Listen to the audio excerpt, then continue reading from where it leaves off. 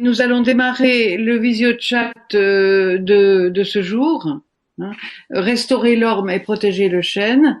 Alors, nous sommes très heureux de vous accueillir au nom de la Vigie de l'eau.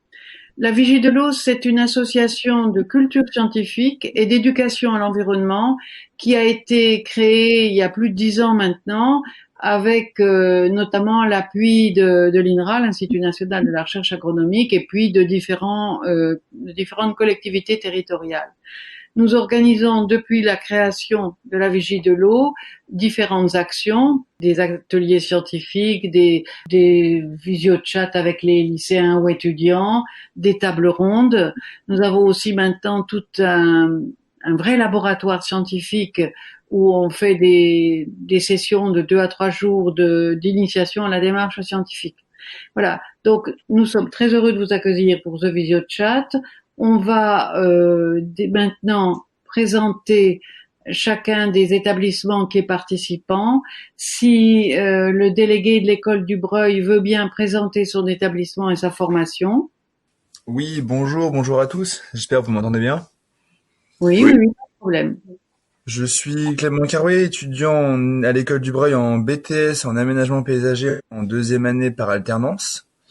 Donc du coup, l'école du Breuil est située à Paris, dans le bois de Vincennes. C'est une école qui fait de l'intra-bac jusqu'au master. Et voilà, nous sommes aujourd'hui avec vous pour suivre cette conférence. donc bonjour à toutes et à tous. Bonjour. Bonjour. Donc nous sommes l'école de Mirecourt, donc on est une classe de 27 élèves. On réalise un BTS gestion forestier et on est en deuxième année. Oui, bonjour à tous. J'étais chercheur à l'INRA en pathologie forestière. Bon, un cursus assez classique, c'est-à-dire lycée, bac, prépa agro, école agronomique avec spécialité défense des cultures et plus spécialement pathologie grâce à un enseignant excellent qui m'a vraiment branché sur cette matière. Ensuite, un DEA à Paris 6 de cytologie morphogénèse, une copée à Québec à l'université Laval, dans une recherche sur la rouille du blé assez fondamentale en microscopie électronique. Et puis ensuite, toute ma carrière à l'INRA de Nancy en pathologie forestière, essentiellement sur le peuplier, mais également sur deux sujets que je vais évoquer ce matin, c'est-à-dire la graphiose de l'orme et le flétrissement américain du chêne. Et j'aurai un PowerPoint à vous présenter pour illustrer tout mon discours. Il y a quand même un autre intervenant dont il faut parler, c'est la plateforme de visioconférence du rectorat de Montpellier qui, depuis le début de nos visio-chats, assure l'appui technique qui nous est nécessaire et c'est vraiment une aide précieuse. Alors aujourd'hui, c'est Thierry Dulus qui est notre correspondant au rectorat de Montpellier. Voilà, donc on a fait le tour de l'ensemble des participants. On va pouvoir commencer. Jean, tu peux y aller. Bon, le titre, vous le connaissez, hein, Michel avait préparé le flyer. Donc, pourquoi la graphiose de l'orme? Au départ, quand j'étais étudiant en troisième année d'école agronomique, il fallait faire une bibliographie et j'avais choisi un sujet forestier, donc la graphiose de l'orme, sans savoir ce qui allait se passer, puisque très rapidement, vers les années 70, on a eu une seconde épidémie, beaucoup plus meurtrière que la première sur laquelle on reviendra. Et vous allez voir qu'on est presque avec une histoire assez proche de la Covid, puisque là, c'est l'introduction de souches agressives qui venaient en fait des États-Unis, alors que la maladie est d'origine asiatique, donc elle a fait le tour du monde, qui nous est arrivée par la Grande-Bretagne une nouvelle fois. Alors à ce moment-là, il y avait une demande qui était assez précise. Comme j'avais fait ce travail bibliographique, on s'est retourné vers moi un peu naturellement, même si je l'avais pas prévu. Donc, il fallait savoir où étaient ces nouvelles souches. La protection des végétaux ne pouvait pas trop faire le travail puisqu'il fallait un labo. Le département de santé des forêts qui veille à présent sur nos forêts sur le plan sanitaire n'était pas encore créé. Et puis, il y avait une demande aussi en termes de moyens de lutte. Donc j'espère que vous voyez un peu les images que donnait cette maladie assez précocement. Donc cette photo-là où on voit des ormes en train de dépérir derrière un cimetière près de Nancy. Et ici, ces symptômes très caractéristiques de flétrissement, c'est-à-dire qu'à partir de mai-juin, vous voyez les feuilles s'enrouler sur elles-mêmes, se dessécher, les pousses qui se retournent. Et vous allez voir la suite des symptômes dans les diapos qui suivent. Donc, à présent, je vais vous présenter rapidement les espèces d'ormes qui sont indigènes en Europe. Donc, on a 3 espèces. Donc, l'orme champêtre, qu'on appelle Ulmus minor, qui a plusieurs autres synonymes. Ensuite, l'orme des montagnes, Ulmus glabra, qu'on reconnaît à son pétiole assez court et avec souvent à l'extrémité des pointes qui sont pas très nettes ici, une feuille plus large. Et puis, l'orme lisse, qui est un peu moins fréquent, Ulmus levis, dont vous allez voir, j'espère, sur la diapo suivante. Donc là, vous avez 3/4 de répartition. L'orme champêtre, donc qui couvre une grande partie de l'Europe occidentale et un peu le sud de la Grande-Bretagne. L'orme de montagne qui est un peu plus à l'est, mais qui est très présent dans les îles anglaises. Et puis l'orme lisse, qui est un peu moins fréquent, mais qui en France et beaucoup dans l'est. Alors, ces arbres, les ormes avaient comme usage traditionnellement d'être des arbres de parc et d'alignement. C'est surtout comme ça qu'on les connaissait. Fréquents dans les haies, en particulier dans le bocage normand. Et puis disséminés en forêt, où souvent les forestiers sous-estimaient leur importance. Quelles sont les qualités de cette essence? Eh bien, les ormes ont une forte croissance juvénile, fournissent un bois de très grande qualité qui est apparenté pratiquement au bois de chêne. D'ailleurs, il a une structure qui est tout à fait semblable. Et pour les régions maritimes, ça concernait beaucoup les Hollandais avec lesquels on a travaillé étroitement, une très bonne résistance aux embruns. Donc l'orme est victime d'une maladie qui est absolument mortelle, qui est due à un champignon microscopique, en fait, un ascomycète. Donc la forme imparfaite s'appelait le Graphium ulmi, parce que les noms changent souvent, d'où le terme de graphiose, c'est pour ça que j'introduis ce terme savant, qu'on appelle aussi maladie hollandaise de l'orme ou Dutchland disease en anglais, ce qui fait un acronyme qui fait DEAD, qui fait penser à mortalité. Bon, terme qui est parfaitement injuste, c'est simplement parce que ce sont des chercheuses hollandaises qui ont eu le mérite de mettre le doigt sur l'agent responsable de la maladie. Et donc, c'est une maladie donc provoquée par un champignon microscopique qui infecte les vaisseaux de l'arbre. Donc, ce que vous voyez sur les 2 photos au centre et à droite, ce sont des photos prises en microscopie à balayage au sein des vaisseaux, où on voit le mycélium, c'est-à-dire la partie végétative du champignon qui se propage très rapidement dans ces vaisseaux. En plus, le champignon émet des toxines qui, à distance, bien au-delà du front de progression du champignon, peut tuer l'arbre. Et puis à gauche, eh bien, vous voyez, c'est un isolement que j'ai fait in vitro au laboratoire, avec des petits fragments de rameaux qui ont été écorcés, posés sur un milieu de culture gélosé, et tout ce que vous voyez de blanc, c'est la culture du champignon. Alors, assez rapidement, on a pu tester les 3 espèces européennes avec un collègue de l'ex-Sémagreffe, pour s'apercevoir sur 400 ou 500 clones différents qu'on avait testés, qu'ils avaient tous une sensibilité assez élevée, bon, variable un peu entre individus, mais une sensibilité assez élevée qui de toute façon ne permettrait pas d'en sélectionner quelques-uns pour faire une culture et avoir des arbres qui soient stables et sains. Le premier symptôme qu'on voit, c'est celui que j'évoquais tout à l'heure. Ça va être au printemps, aux alentours de la Pentecôte. Donc, sur la diapo qui est à gauche, ici, vous voyez le flétrissement des feuilles. Donc, les feuilles s'enroulent à partir du bord du limbe. Elles jaunissent, brunissent. L'extrémité du rameau se recourbe, noircit.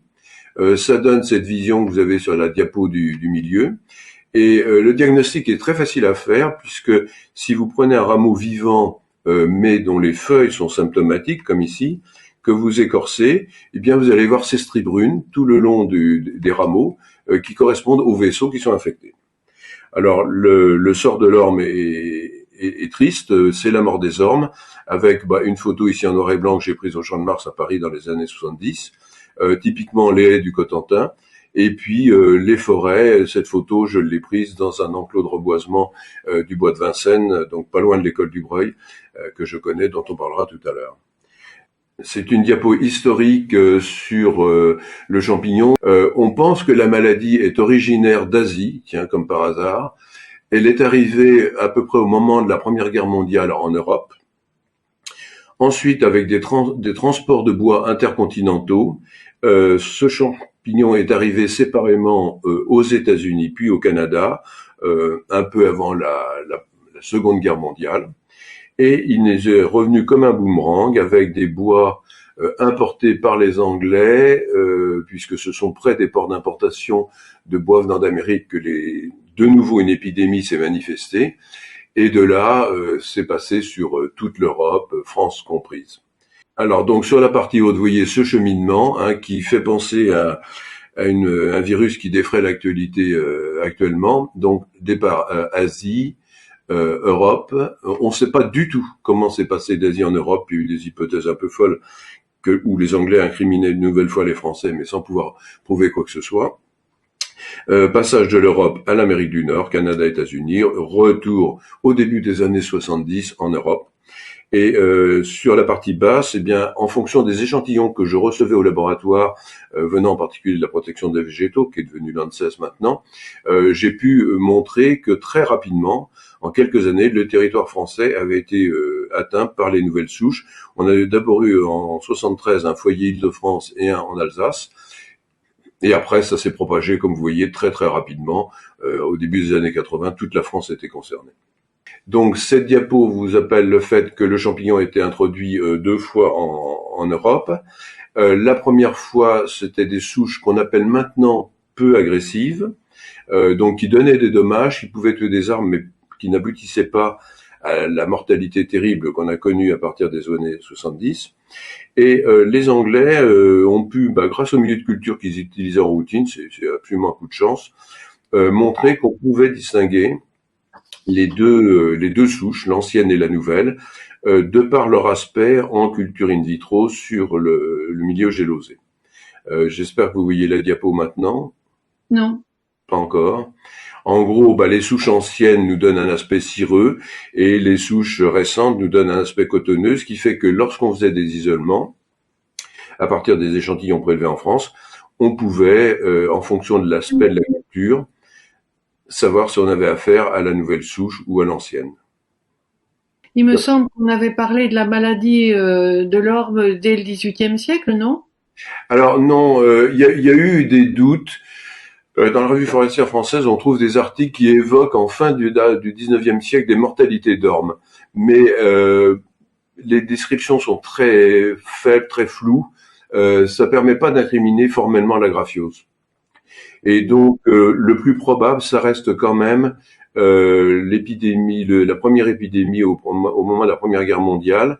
D'ailleurs, il y avait des arbres qui flétrissaient brutalement dans la région de Verdun, et les agriculteurs du coin pensaient que c'était les gaz de combat qui étaient en cause et qui faisaient flétrir les ormes, jusqu'à ce que ce soit nos collègues hollandaises qui mettent le doigt sur le champignon. En haut, donc, vous avez la souche ancienne sur milieu gélosé, celle de la première épidémie, la souche actuelle. Vous voyez une coupe transversale d'un rameau où on voit 2 cernes qui sont brunies. Donc même 3 cernes. Les cernes du centre correspondent à des infections anciennes avec la souche peu agressive. On voit très bien que le bois a continué à se développer après l'infection. Ici, pareil. Et ensuite, on a un cerne, le plus externe, qui est brun, dans lequel j'ai isolé une souche agressive, et à ce moment-là, le rameau était pris sur un arbre qui était en fort dépérissement. D'ailleurs, on voit des trous de perforation d'insectes tout autour.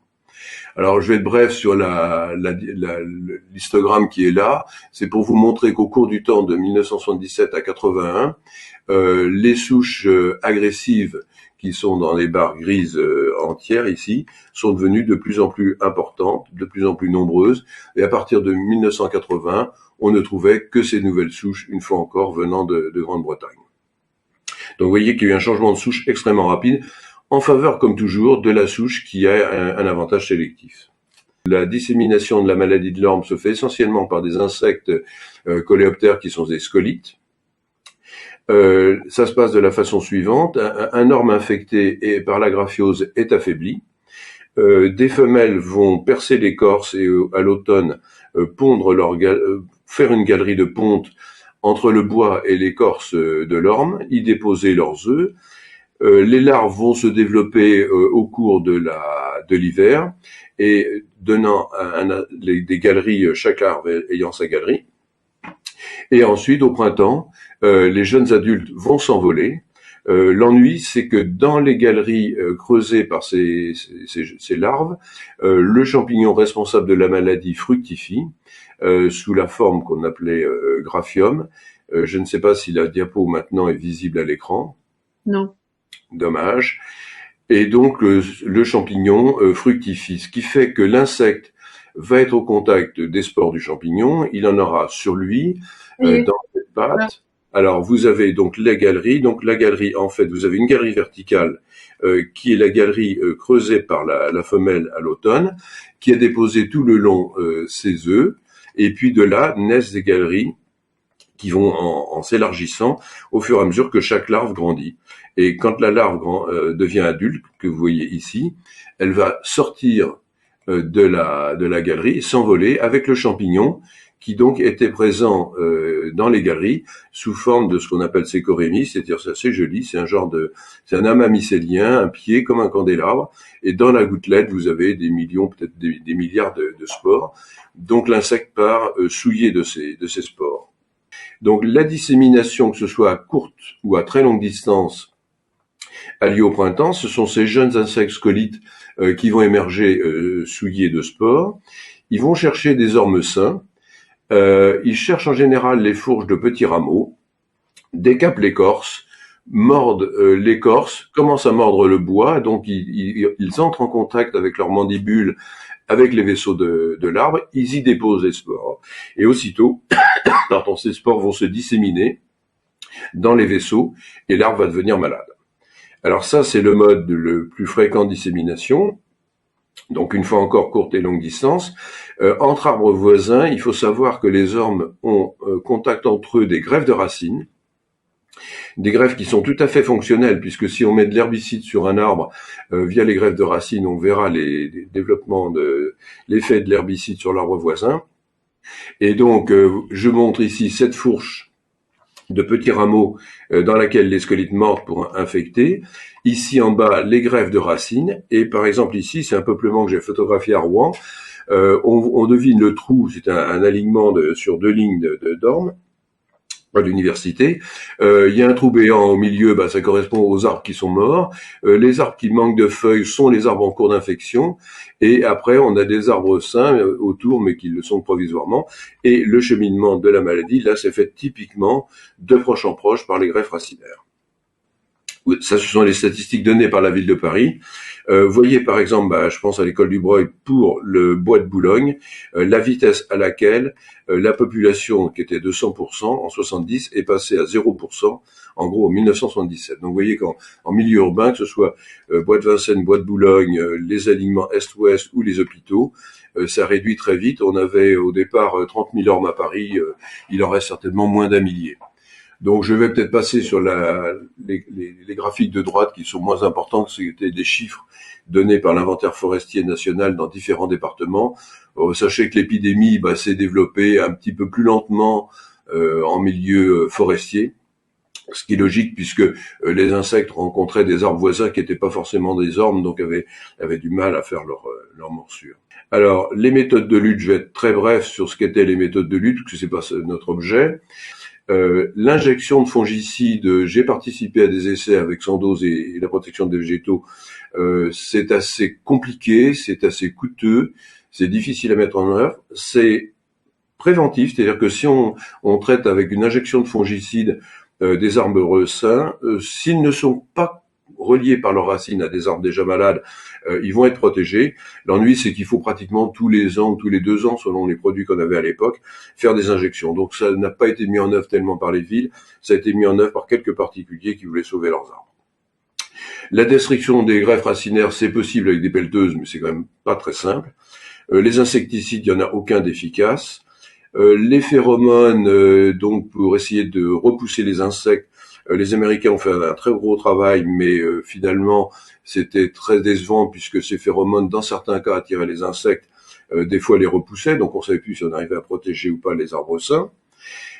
La prophylaxie qui consiste à abattre des arbres et qui sont en début d'infection avant que les populations de scolites ne s'installent dessus, ont pu marcher. Guernesey avait pendant longtemps sauvé ses ormes comme ça, mais ça a été très peu mis en œuvre en France. On a été très laxiste là-dessus, y compris dans les grandes villes. Et donc la seule solution qui restait, c'était d'essayer de trouver des variétés résistantes, dans la mesure où utiliser une variété résistante d'arbres, c'est efficace, c'est respectueux de l'environnement, c'est simple pour celui qui met en œuvre, c'est pas forcément coûteux, le coût est en fait celui de la recherche. Donc on avait besoin de trouver des variétés résistantes qui soient si possible semblables à nos ormes, d'où un travail qui a duré à peu près 30 ans à l'INRA, en collaboration avec un institut néerlandais qui s'appelle Altera, et puis mes collègues et amis de l'INRA d'Angers qui m'ont beaucoup aidé en me faisant des boutures des ormes que j'avais introduits à Nancy, puis au bois de Vincennes, et grâce à ces boutures, j'ai pu faire des tests d'inoculation qu'on verra après. Et j'ai eu aussi un soutien indéfectible de la ville de Paris qui nous a mis à disposition un enclos de remboisement dans le bois de Vincennes, avenue de Gravel, et qui également nous a donné un petit soutien financier pour pouvoir tenir, sinon on n'avait aucun autre moyen.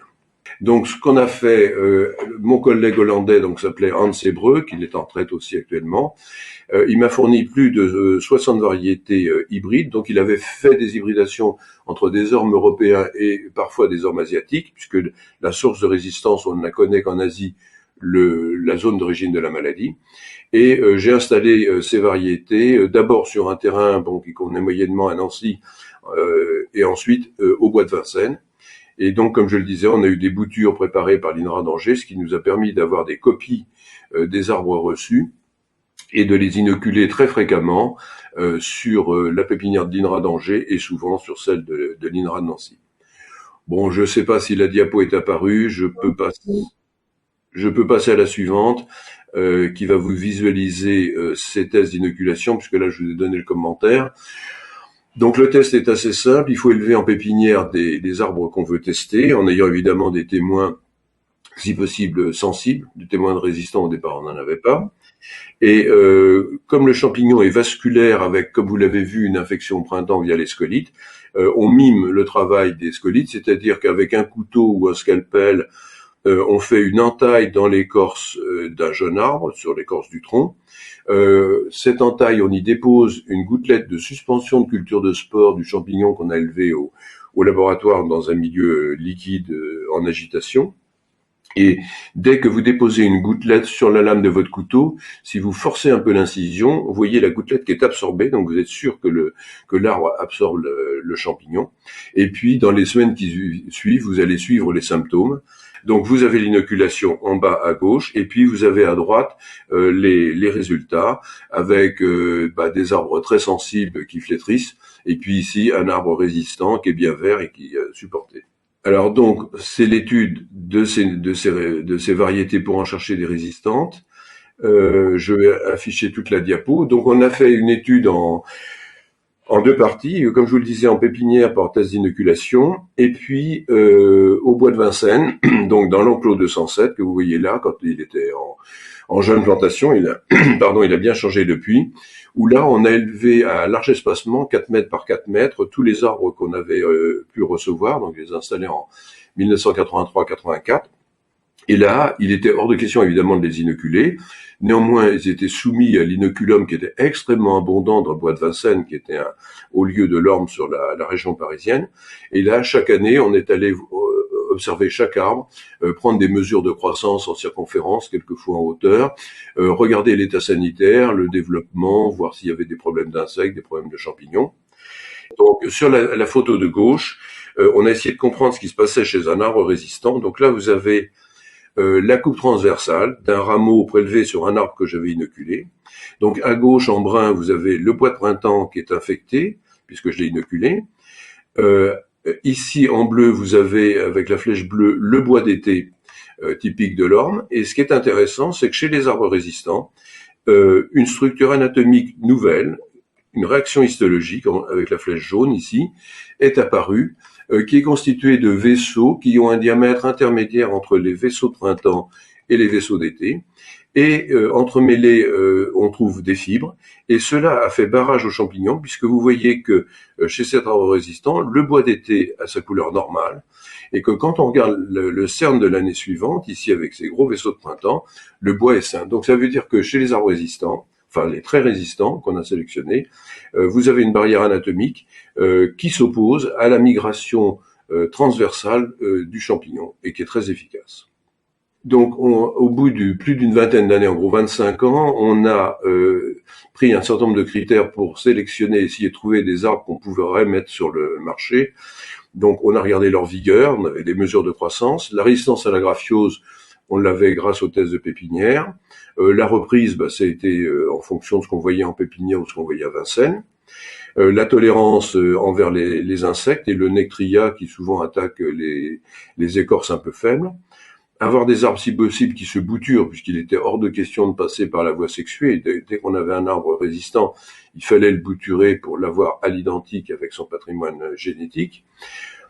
S'assurer d'une adaptation au milieu dans nos conditions. J'ai pas eu les moyens de mettre des plantations un peu partout en France. On a travaillé sur Paris, un petit peu sur Angers. On n'a pas vu d'anomalies liées au climat. On a retenu 2 variétés. Alors, la première s'appelle Lutèce. J'ai pu choisir le nom. C'est un clin d'œil à la ville de Paris qui a sincèrement été un soutien indéfectible, y compris sur le plan moral. Donc, on a commercialisé vers 2003 Lutèce. Ensuite, Vada. Alors, Vada a été commercialisé fin 2006.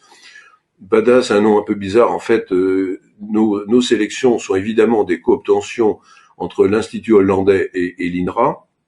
Donc, chacun avait son mot à dire.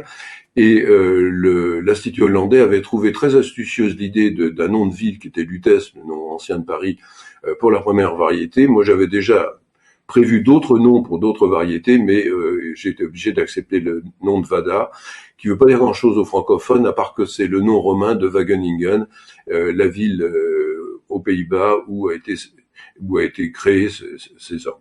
Alors, je mets que 2 autres variétés devraient suivre. Quand j'ai pris ma retraite à la filiale de l'INRA Agriobtention, j'ai confié le matériel végétal et les éléments documentaires pour 2 variétés qui auraient été une bonne source de diversification. Malheureusement, pour l'instant, Agriobtention n'en a rien fait.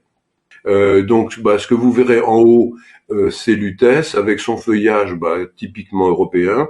Il faut dire qu'on a tout le pédigré de Lutèce. Sur 8 ancêtres, il y en a 7 qui sont européens, qui sont des ormes champêtres et montagnards, en partie d'ailleurs prélevés dans la région d'Orléans par mon collègue hollandais. Le 8e est asiatique, c'est une Mus vallicana. Une fois encore, la source de résistance se trouve uniquement dans la zone d'origine de la maladie, donc l'Asie. Et les photos du bas vous montreront Vada, donc la seconde variété, qui est un port un peu plus fastigié. C'est pour ça que j'avais d'abord choisi Lutèce en sélection, parce que son port était un peu plus ample. Vada a un port plus fastigié, mais Vada est tout aussi résistant à la graphiose. Et depuis le début de la commercialisation de ces 2 variétés, commercialisation qui a lieu essentiellement en France, mais un peu dans les pays voisins de l'Union européenne, et depuis peu, un pépiniériste anglais a acquis la licence pour le Royaume-Uni. Ce sont plus de 275 000 plants qui ont été vendus. Pour quelques-uns, je sais où ils sont, vous enverrez des diapos. Pour l'instant, aucun retour négatif, les choses se passent bien. Alors, pour vous montrer les plantations qui ont été réussies, donc il y a des plantations qui ont eu lieu dans des sites un peu prestigieux. Par exemple, quand vous aurez la diapo, vous verrez en bas à gauche, à l'hôtel Matignon, en février 1998, Lionel Jospin qui officiellement plante un Vada qui nous avait été demandé et qu'on lui a livré. Et puis à droite, vous verrez un Vada aussi, qui lui a été planté par les Anglais dans un parc d'un des palaces de la royauté pour le jubilé de la reine Élisabeth II. Donc là, on a un bon équilibre entre la royauté et la République. Ça a été 2 sites prestigieux. Depuis, un nouveau site assez prestigieux qui vient d'être planté avec Vada, qui est le jardin des Tuileries. Alors, je vais vous présenter quelques exemples de plantations de Lutèce réussies. Donc, vous verrez en haut à gauche le parc Charles III, 3 arbres à Nancy. Et ensuite, vous verrez différents alignements sur Paris. Avenue Fabre-d'Églantine, c'est au départ de la Nation, c'est une avenue qui était entièrement plantée d'ormes anciens qui ont tous succombé de la graphiose. Cette avenue est plantée maintenant en Lutèce, intercalée avec quelques ormes asiatiques, un clone qui s'appelle le Sapporo. Et en dessous, vous verrez d'autres plantations, à gauche, avenue Glay, en milieu, au métro Saint-Paul à Paris, et puis plus récemment au Square Vario à Paris. Voilà, donc une en haut à gauche, Nancy, et puis toutes les autres, ce sont des alignements sur Paris. Bon, je crois qu'il n'y a pas à en dire beaucoup plus. La croissance est vigoureuse, l'état sanitaire est bon, donc on espère que ça va continuer. Donc je change de diapo, et là ça va être des exemples de plantation de Vada, la seconde variété. Donc à gauche, vous verrez Vada à l'hôtel Matignon. Bon, il était planté au milieu d'autres arbres, donc il essaye de trouver la lumière et il est en train d'y arriver. Et puis les trois autres diapos, c'est le parc de Sceaux dans les Hauts-de-Seine, qui dépend du Conseil général des Hauts-de-Seine, où il y a 2 ou 3 ans, 360 Vada ont été plantés. Et puis, comme je l'évoquais plus récemment, ça a été 92 Vada qui ont été plantés au mois de janvier cette année au Jardin des Tuileries. Jardin des Tuileries qui, historiquement, portait des ormes avant que la graphiose ne les dévaste. Donc là, c'est une diapo de texte pour conclure. Donc, quel est l'avenir des ormes? Bon, peu de pertes de ressources génétiques chez l'orme champêtre. Toutefois, l'orme champêtre est réduit à l'état d'arbuste, puisqu'à chaque fois qu'un arbre adulte est affecté, il ne meurt pas nécessairement, mais il y a souvent des rejets de souches et des drageons. Donc on aura de nouveau des ormes qui provisoirement paraissent sains, on les voit très bien le long des routes, mais tôt ou tard les insectes vont les trouver, vont les mordre, vont les infecter, et donc l'arbre va de nouveau attraper la maladie sans pouvoir devenir un adulte. On a plus de soucis en termes de perte de ressources génétiques sur l'orme de montagne, parce qu'il fait beaucoup moins de rejets et de drageons. Comme je vous l'ai dit, les arbres donc sont abattus régulièrement par la maladie, les arbres indigènes, tant qu'on n'a pas mis des arbres adultes en place. Et donc on a quasiment plus d'ormes adultes, sauf les variétés résistantes que vous avez vues. Alors ces variétés résistantes n'ont pas l'ambition de remplacer les millions d'ormes natifs qu'on avait. On a essayé de sélectionner des arbres qui soient essentiellement de parenté européenne, de façon à pouvoir garder l'aspect qu'on apprécie de nos ormes.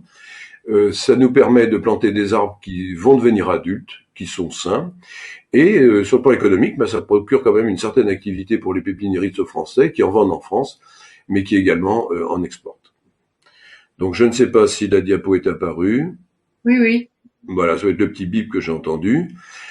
Alors sachez que dans le commerce, on trouve d'autres variétés, alors qui sont alors certaines peuvent être assez sensibles, donc faut se méfier de ce qui est mis sur les catalogues des pépiniéristes. Il y en a 2 qui sont recommandables tout au moins pour leur résistance à la graphiose, mais elles sont entièrement asiatiques de parenté, contrairement à Lutèce et Vada. Donc c'est New Horizon, qui est une sélection nord-américaine, et Sapporo Toll Gold, qui est également d'origine américaine, qui est un hybride entre Ulmus pumila, donc qui est un orme asiatique continental, et le Japonica, qui est japonais et un peu sensible. Faut savoir que pour le Sapporo, un collègue hollandais m'a signalé que les grosses charpentières pouvaient se détacher de façon assez intempestive du tronc et que cette variété-là pouvait causer des dommages aux riverains, donc il fallait faire attention. Donc là, j'ai terminé pour l'orme. Donc je passe au chêne. Alors pourquoi je me suis intéressé au chêne? Tout simplement parce qu'on a eu ces gros dégâts sur l'orme, et par la bibliographie, je savais qu'il existait aux États-Unis une maladie extrêmement semblable à la graphiose. D'ailleurs, c'est un champignon qui est très proche, c'est un Ceratocystis fagacearum, donc il est très proche de celui de l'orme. C'est une maladie vasculaire, disséminée aussi par des insectes. Et donc, j'ai voulu m'intéresser à cette maladie, regarder la bibliographie. Donc, j'ai vu, en gros, j'ai fait le constat de 2 choses au milieu des années 70, c'est que cette maladie était meurtrière sur chêne aux États-Unis, qu'on ne savait pas si les chênes européens étaient sensibles ou pas, et on avait des mesures de protection qui étaient quand même très légères, puisqu'on importait du bois de chêne des États-Unis, en général pour des raisons économiques, lorsque le bois de chêne américain était moins cher parce que le dollar était au plus bas. Les industriels européens importaient pas mal de bois de chêne d'Amérique, et la seule précaution qu'on demandait à l'époque, c'est qu'il y ait un certificat phytosanitaire comme quoi c'était du bois sain, ce qu'il est impossible de contrôler à l'arrivée en Europe. Donc la carte de gauche vous montre, au moins pour le chêne pédonculé, l'importance de sa répartition en Europe, donc tout ce qui est en bleu. Donc si on prend les forêts d'Europe, hormis la Russie, on a 30% de la surface européenne qui est couverte de forêts. Les chênaies représentent 11% de la surface forestière européenne, et les chênes rien que céciles et pédonculés, sans parler des méditerranéens, représente 30% des chênes européens. Donc vous voyez l'importance du chêne en Europe et en particulier des chênes français. Alors, faut savoir, c'est très important pour comprendre la suite, c'est que les chênes sont divisés en gros en deux groupes botaniques, les blancs et les rouges. Et les chênes européens appartiennent tous au groupe des chênes blancs. Donc, retenez cela, vous verrez l'importance tout à l'heure. Les chênes rouges, on n'en a pas qui soient indigènes en Europe. On en a importé à la fin du 19e et on en a planté de ci, de là dans l'Union européenne. Donc, pour moi, au milieu des années 70, cette maladie du chêne, que j'appelle flétrissement américain du chêne, les Anglais l'appellent oak wilt, mais j'aime pas le terme d'oak wilt parce que wilt, c'est le flétrissement, et un flétrissement, il peut être dû à des origines abiotiques ou biotiques, alors que là, on sait que c'est un champignon. Donc, c'est un champignon microscopique, comme vous avez vu pour la graphiose tout à l'heure, qui s'appelle Ceratocystis fagacearum. Maintenant, ça s'appelle Bretziella fagacearum, les noms changent. C'est une maladie vasculaire qui est mortelle sur chêne rouge, qui n'est connue qu'aux États-Unis, qui est transmise par des insectes et des greffes de racines, donc comme pour la graphiose. Il n'y a aucune méthode de lutte efficace, et au milieu des années 70, on ne savait absolument pas si les chênes européens étaient sensibles ou pas. Alors, je vous ai dit que la maladie est mortelle aux États-Unis sur chêne rouge, elle est très peu dommageable sur chêne blanc. Je vous avais évoqué nos chênes européens comme étant des chênes blancs. Donc là, il y avait un dilemme. Soit se dire les chênes européens sont blancs, les Américains blancs sont résistants ou peu infectés, donc pas de souci. Ou alors d'être un peu plus angoissé comme je l'étais et de me dire après tout, j'aimerais bien vérifier tout ça et savoir si nos chênes, bien qu'ils soient blancs, est-ce qu'ils sont résistants comme les blancs américains ou au contraire, est-ce qu'ils sont sensibles comme les rouges. Donc voilà la répartition. Donc la répartition de la maladie aux États-Unis, qui a été décrite à partir des années 1940. Donc c'est essentiellement le nord-est des États-Unis, mais il y a aussi des pointes importantes vers le Texas où il y a régulièrement des épidémies. L'infection a lieu naturellement sur les chênes rouges, les chênes et surtout les rouges, comme je l'évoquais. Par inoculation, d'autres genres ont été contaminés, mais de façon totalement artificielle. Donc, ce sont les genres Castanea, Castanopsis et Lithocarpus. En pratique, il n'y a pas de mention pour ces essences d'infection en nature. Alors, vous montrez sur le chêne blanc américain, pas européen, les symptômes. Donc, faible sensibilité. En général, ce qu'on voit, c'est simplement une branche qui est flétrie. Donc ici, avec la flèche rouge, vous voyez en forêt américaine un chêne blanc que j'ai photographié qui n'a qu'une branche flétrie. Il ne va pas mourir. Si on regarde les feuilles, il va y avoir une certaine décoloration du feuillage qui sera suivie d'un flétrissement, ce qui correspond à la zone brune qu'on voit là. Donc c'est très léger comme symptôme sur du chêne blanc américain. Et le champignon, en général, ne fructifie quasiment pas sur cet arbre. Donc, le risque d'introduction de la maladie en introduisant du bois de chêne blanc est assez faible. Comme pour la graphiose de l'orme, chez le chêne blanc américain, les symptômes d'infection se voient dans le bois avec un brunissement des gros vaisseaux de printemps. Donc là, je passe à la prochaine diapo sur le chêne rouge. Ce qu'on voit très bien sur les feuilles, c'est cette décoloration un peu beige, un peu bizarre des feuilles qui part du bord des limbes et qui gagne la nervure. Ensuite, vous voyez sur la diapo de droite le flétrissement complet et la mortalité.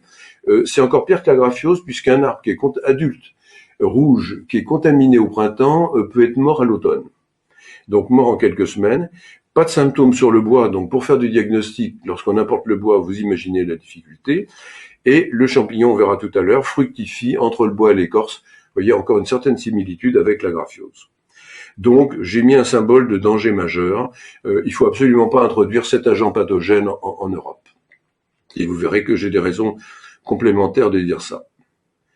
Alors, je vais être assez bref sur la dissémination. En fait, à gauche, vous voyez sur un chêne blanc, un chêne rouge, pardon, la formation, j'ai fait une bêtise, la formation entre l'écorce et le bois, d'un système de boutons pression dû aux champignons qui vont produire des spores et également pousser l'écorce jusqu'à faire une fente dans l'écorce, moyennant quoi cette fente qui est sur l'écorce de l'arbre infecté est sporulente. Elle attire des petits insectes qui sont des petits coléoptères. Et ces petits coléoptères partent de l'arbre, attirés par l'odeur d'ailleurs assez fruitée de ces fructifications du champignon, se portent sur un arbre sain, l'infectent, et il est symptomatique. Et ensuite, pardon, j'ai fait une erreur, ensuite vous aurez aussi une dissémination locale par des greffes de racines. Vous voyez, c'est très très proche de la graphiose de l'orme. Alors, rôle discuté, c'est les rongeurs, les écureuils. Bon, on a réussi une fois à inoculer qu'un écureuil, c'est pas très important. Donc, quel était le risque pour l'Europe à la fin des années 60? Donc ça, c'était ma perception. On venait de subir le traumatisme de la graphiose de l'orme. On importait du bois des États-Unis avec juste un certificat phytosanitaire. On ne savait absolument pas si les chênes européens étaient sensibles ou résistants. Donc, ce qu'on a fait, j'ai sollicité la protection des végétaux, qui ensuite s'est retourné vers l'Europe. Donc, on a d'abord essayé de renforcer les mesures réglementaires à l'introduction des bois de chêne d'Amérique, dont j'ai participé souvent au comité phytosanitaire à Bruxelles. Et puis, on a mis en route un groupe qui s'appelait de recherche, qui s'appelait GROW, Group of Research on Oak Wheat, donc qui était un peu plus dynamique que le DED de la graphiose de l'orme. Et on s'est réparti les tâches, c'est-à-dire que les Allemands se sont intéressés, ils étaient très bons à l'université d'Hambourg sur les propriétés de la lignine, qui serviront tout à l'heure à distinguer chêne rouge, chêne blanc. Et au niveau allemand et anglais, ils se sont intéressés aux insectes qui existent sur nos chênes, qui pourraient être des vecteurs de la maladie si le champignon était introduit. Et puis, évidemment, mon thème, c'était l'évaluation de la sensibilité des chênes européens. Alors, je vais être assez rapide. Donc, on a eu rapidement la mise en place d'un règlement phytosanitaire que j'évoquerai un tout petit peu tout à l'heure. Les Anglais et les Allemands, séparément, sont arrivés exactement à la même conclusion. C'est qu'un scolite, alors je ne sais pas si vous le voyez à l'écran maintenant, Oui. Scolytus intricatus, qui est indigène à nos chênes européens, a un cycle qui conviendrait très bien pour disséminer le champignon en Europe, exactement comme le font les scolites de l'orme. Alors, les Allemands, en liaison avec les Américains, eux, ont mis au point la fumigation des grumes de chênes au départ des États-Unis et le contrôle de l'importation des chênes, puisque, comme je vous l'ai dit, les chênes blancs ne comportent pas de risque majeur, les chênes rouges comportent un risque majeur. Lorsque les bois sont importés en Europe, il est impossible pour un douanier de distinguer chêne rouge, chêne blanc. Certes, il y a une déclaration dans les papiers, mais que vaut-elle? Et donc, ce qui a été imposé, c'est que on puisse contrôler les bois importés. Donc, le chêne rouge, qui est très sensible, venant des États-Unis, à l'année longue, doit avoir subi une fumigation au bromure de méthyle au départ des États-Unis. Et le contrôle qu'on fait arriver en Europe, c'est un test avec un produit chimique très simple qui s'appelle du tétrazolium, qui est un liquide transparent qui devient rosé au contact de tout tissu vivant, quel qu'il soit, bois d'arbre ou champignon. Et donc, ça permet de voir si un arbre qui devait avoir subi une fumigation, il doit être mort, donc il ne doit pas réagir à ce test tétrazolium. Quant au chêne blanc, qui est peu dangereux, on a quand même pris des précautions, c'est-à-dire que s'il est importé en période dite estivale en Europe, il faut qu'il ait subi une fumigation au départ des États-Unis, donc ça on va le contrôler avec le test tétrazolium à l'arrivée dans les ports européens. S'il est importé en hiver, là franchement il n'y a aucun risque, donc il n'a pas besoin de subir une fumigation au départ des États-Unis. Par contre, on vérifiera en Europe que c'est bien un chêne blanc qui est importé. Et là, c'est un test qui fait sur le bois de cœur, un test avec du nitrite de sodium, méthode mise au point par les Allemands. Donc voilà, quand ça c'est une barge qui arrive sur le Rhin près de Strasbourg. Quand les bois de chêne arrivent des États-Unis, on essaye de distinguer si on a du chêne rouge ou du chêne blanc, puisque la réglementation n'est pas la même. Donc les deux premières diapos ici, vous allez voir, on badigeonne le bois de cœur avec un pinceau avec du nitrite de sodium, et en quelques minutes, on voit apparaître alors soit une coloration noire si c'est du chêne blanc, une coloration rouge si c'est du chêne rouge, et aucune coloration si c'est une autre essence. Donc il est très facile de savoir si on importe bien du blanc ou du rouge, et donc le rouge, lui, doit avoir été fumigué au départ. Alors, si on veut vérifier que la fumigation a bien eu lieu, donc là, on va prélever une carotte avec une tarière, et il y aura forcément, si le bois n'a pas été fumigué, de l'écorce et des tissus qui seront vivants. Donc cette carotte, on la trempe dans un tube à essai avec du tétrazolium, qui est une solution transparente comme de l'eau. S'il y a des tissus vivants, la couleur rouge va se manifester. Donc ça veut dire que l'agrume n'a pas subi la fumigation, et dans ce cas-là, elle est fumiguée sur place aux frais de l'importateur, ou même tout simplement réexpédiée aux États-Unis. Si la fumigation a bien été conduite, tout doit être mort, et donc on n'aura aucune coloration, comme vous le voyez ici. Donc là, j'en passe à la question fondamentale pour moi, qui était est-ce que les chênes européens sont sensibles? Donc là, j'affiche une diapo de texte que je vais vous commenter avant que vous le l'ayez vous-même. Donc le but, ça a été de conduire aux États-Unis 2 tests de sensibilité. Il était hors de question de faire des tests par inoculation comme on l'a fait pour l'orme sur les chênes, puisque je ne voulais absolument pas introduire ce champignon en Europe et ne pas être au contact de ce champignon. Donc l'enjeu, c'était d'installer des plantations de chênes européens aux États-Unis. Alors il fallait trouver des partenaires. J'en ai trouvé dans les universités américaines, dans 2 universités américaines. Il fallait on ne pouvait pas envoyer pour des raisons sanitaires des plants aux États-Unis. Donc j'ai obtenu l'autorisation des autorités américaines pour envoyer des glands européens. Il a fallu trouver un financement donc pour payer les travaux aux États-Unis. Donc c'était un financement de l'Europe. Les collègues européens ont pu collecter des glands dans différents pays de l'Union européenne. Tous ces glands, je les ai concentrés à Nancy. Je les ai triés très sévèrement pour être sûr de ne pas envoyer de champignons ou d'insectes aux Américains. Mes collègues américains dans deux États ont constitué des pépinières, ont semé ces glands, ont élevé les plants, ont mis au point, c'était pas très précis à l'époque, une méthode de test sur des plants surnuméraires qu'on avait en pépinière, et ils ont pu créer 2 plantations qu'on a inoculées à peu près à l'âge de 15 ans. Au départ, c'était prévu 10 ans. Donc 2 chênes européens avec des témoins américains. Donc en gros, je vais pas rentrer dans les détails. À droite, vous avez l'Europe avec en bleu toutes les provenances européennes de chênes que j'ai pu collecter et envoyer aux États-Unis. Donc au total, j'ai récupéré une centaine de kilos de glands. J'en ai trié sévèrement sur le plan sanitaire pour n'en garder que 30, et on les a expédiés donc dans 2 universités américaines partenaires, une en Virginie occidentale à Morgantown et une en Caroline du Sud à Clemson, où donc ces plants ont été élevés en pépinière. Et donc dans les tests, on a mis beaucoup de chênes pédonculés, du chêne pubescent, et puis on a mis des témoins du chêne pubescent, du chêne pédonculé, donc, et puis du chêne rouve ou cécile. On a mis le chêne blanc américain comme témoin résistant et le chêne rouge américain comme témoin sensible, plus quelques chênes américains que mes collègues souhaitaient tester. Donc les inoculations ont été conduites aux États-Unis. 2 techniques d'inoculation, puisque vous avez vu que la maladie pouvait arriver par les insectes sur les rameaux ou sur les racines par les greffes.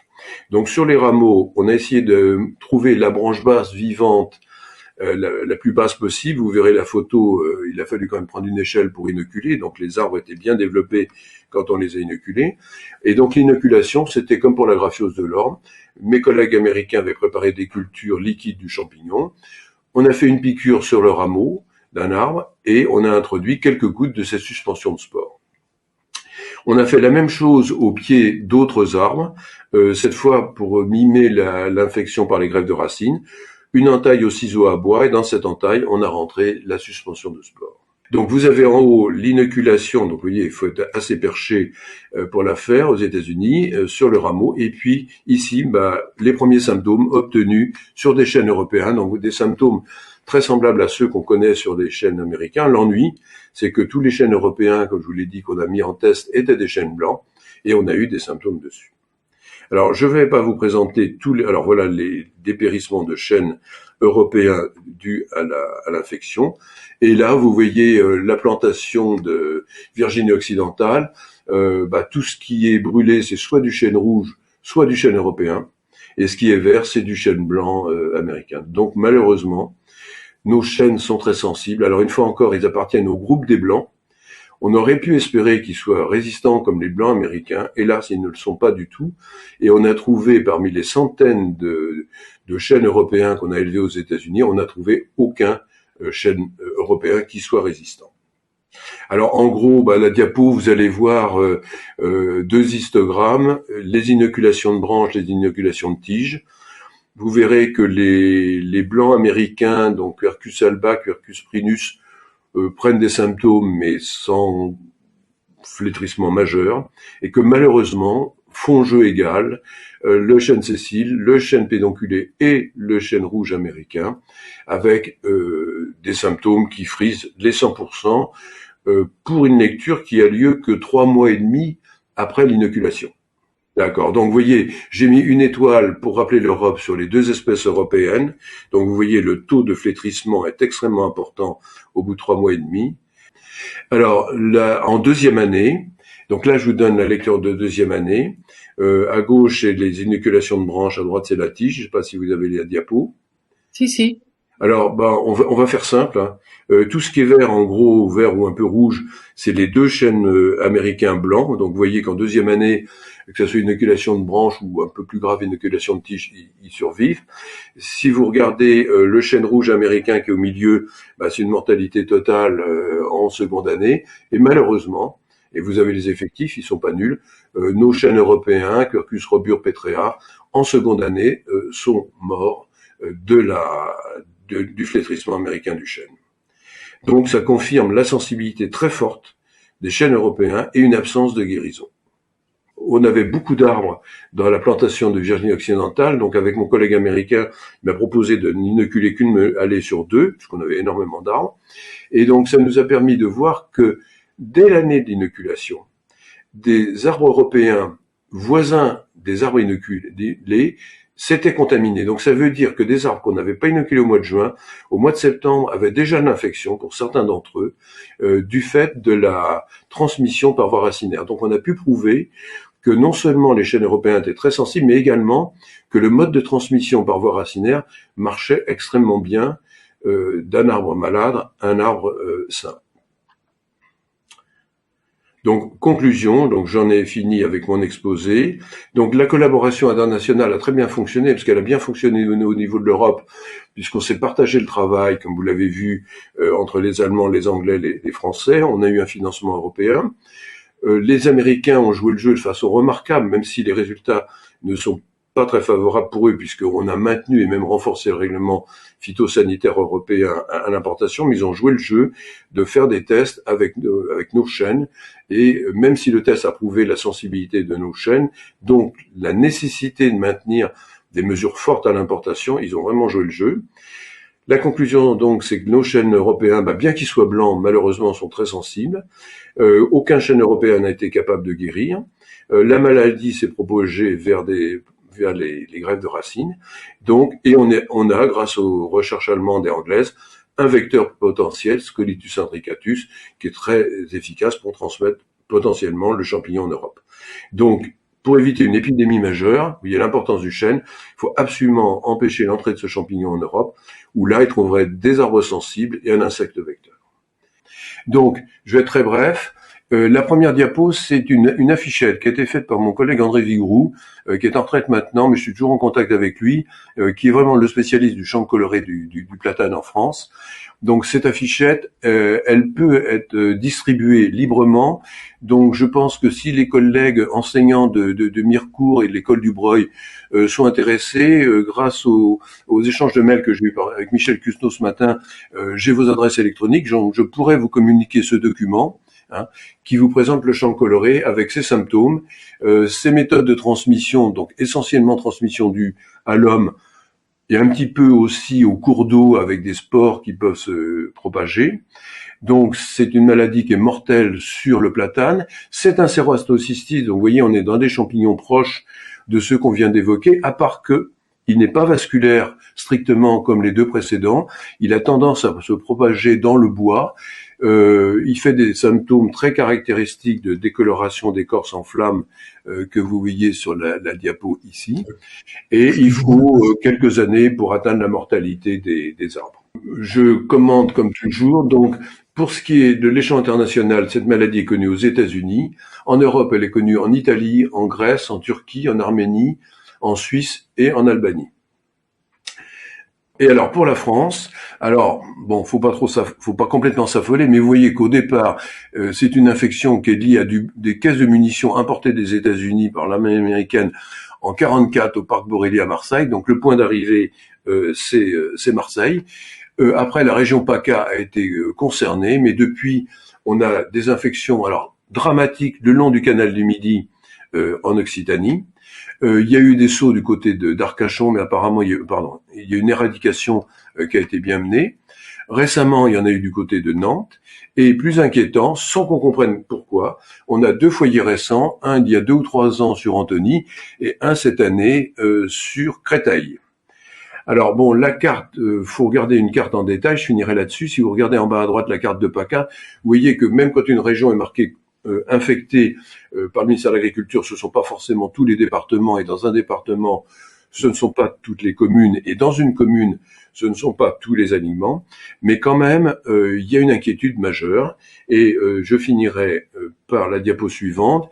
C'est un platane qui est résistant, qui a été sélectionné par André Vigourou, donc à l'INRA, qui s'appelle Platanor, c'est le nom de la variété, qui résiste bien à la maladie. Alors c'est une résistance qui se déploie progressivement, qui n'est pas aussi forte peut-être que celle qu'on a sur l'orme, sur les ormes qu'on a sélectionnés, mais c'est une résistance qui est tout à fait suffisante, parce que sur la diapo de gauche, vous avez un double alignement de Platanor qui a été pris, photographié dans les Bouches-du-Rhône, sur un site qui est très intéressant, qui était un site où il y avait des platanes chancreux malades et qui ont été tués par la maladie, et sur le même site, les arbres ont été plantés. Mais ils ont été plantés dans les règles de l'art, c'est-à-dire, là j'insiste beaucoup, la terre contaminée a été totalement éliminée, et les arbres dont les racines sont forcément meurtries au moment de la plantation, ces arbres ont été plantés dans de la terre saine, et ils sont sains.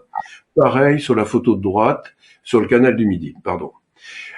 Le seul problème, c'est qu'un rapport de l'ANSES a fait état de plantations, en particulier sur le canal du Midi, ratées, c'est-à-dire des platanors se sont contaminés. Ils se sont contaminés simplement parce qu'on les a plantés dans de la terre infectée. On n'avait pas retiré, comme on doit le faire, la terre pourrie pour mettre de la terre saine. Et du coup, sur le plan réglementaire, il y a un blocage que je trouve complètement débile de cette variété, alors que, avec la distribution de plus en plus fréquente et l'arrivée de foyers dans la région parisienne, on aurait intérêt, plutôt qu'à planter des platanes lambda, progressivement à remplacer nos platanes par des platanes résistantes de façon à faire barrage à l'épidémie. Bon, c'était déjà. Il y a une remarque et une question, c'est l'importance de l'orme dans les arbres champêtres, Oui. et l'importance pour les planteurs de haies et pour le développement de systèmes agroforestiers aujourd'hui, où l'orme de Lutèce donne de très très bons résultats. J'ai quelques plantations en tête à ce niveau-là, et donc ça permet de réintroduire cette espèce qui est une espèce, ce genre qui est un genre caractéristique et important dans le bocage. La question, c'était sur l'orme diffus et la sensibilité de l'orme diffus, parce qu'on Alors, en Lorraine, on a encore quelques peuplements adultes d'ormes diffus à fort intérêt patrimonial, et donc savoir est-ce qu'ils sont menacés ou pas. Alors, bon, le fait qu'ils aient subsisté, je dis pas résisté, subsisté, la nuance est importante, et plutôt sympathique. C'est vrai que dans les tests qu'on avait fait avec le CEMAGREF, bon, j'ai pas les données, mais je pourrais vous envoyer un article ultérieurement par internet, on avait probablement peu d'ormes diffus. Il y a quelque chose qui peut intervenir aussi, qui est très mal documenté, c'est le rôle de l'insecte. Puisque l'orme, par exemple, de montagne, est plutôt plus sensible que l'orme champêtre. Or, on voit des ormes de montagne qui subsistent. Et moi, j'avais essayé de trouver des collègues entomologistes, mais il n'y a pas un qui a voulu relever le défi, c'est de voir les différences éventuelles d'attractivité des différents ormes envers les scolites. Et j'en veux pour preuve que dans les années 70, un pépiniériste angevin m'avait confié certains ormes qu'il vendait à l'époque, certaines variétés, pour les tester. Il m'avait fourni une variété horticole qui s'appelle Jacqueline Hillier, qui est un orme qui est utilisé pas mal en bonsaï. Moi, j'en ai un qui est dans mon jardin, qui doit faire 3 mètres de haut alors qu'il a plus de 30 ans. Et par inoculation, cet orme est d'une sensibilité épouvantable. Il crame tout de suite, c'est terrible. Et ceux que j'ai inoculés donc étaient très infectés. Celui de mon jardin n'a jamais été infecté. J'en ai donné à quelques autres collègues de l'INRA. Il n'y a pas eu d'infection. Et donc je pense que cet orme-là, il y a quelque chose qui ne convient pas. Je pense que ces rameaux très faibles conviennent peut-être pas à la morsure des insectes. Et malheureusement, on n'a pas eu de recherche des entomologistes, puisque faut pas oublier que la maladie, c'est quand même le fait qu'on a une plante sensible, un champignon pathogène, mais aussi un insecte vecteur. On n'aurait pas l'insecte vecteur, il se passerait rien. Et je trouve très dommage la lacune en termes de connaissances qu'on a du côté entomologique.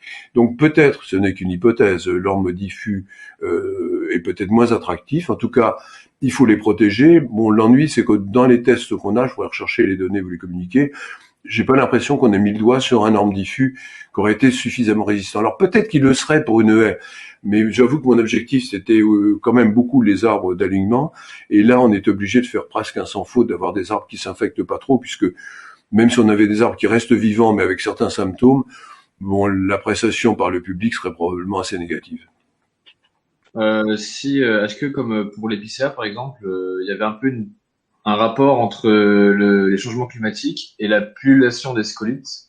Si on pouvait faire peut-être un lien, si avec le changement climatique, je veux dire, les cas pouvaient s'aggraver ou si c'était plutôt stable. Alors, bon, il est vrai que les scolytes de l'orme, vraiment, ce qu'ils attendent, c'est un orme qui est affaibli. Alors, traditionnellement, les ormes ont été affaiblis malheureusement par la graphiose, mais toute autre cause d'affaiblissement, et votre question est parfaitement légitime, qui aboutit à un stress hydrique, est favorable aux scolytes. Mais le scolyte de l'orme sans la graphiose, à ma connaissance, il n'y a pas de risque majeur.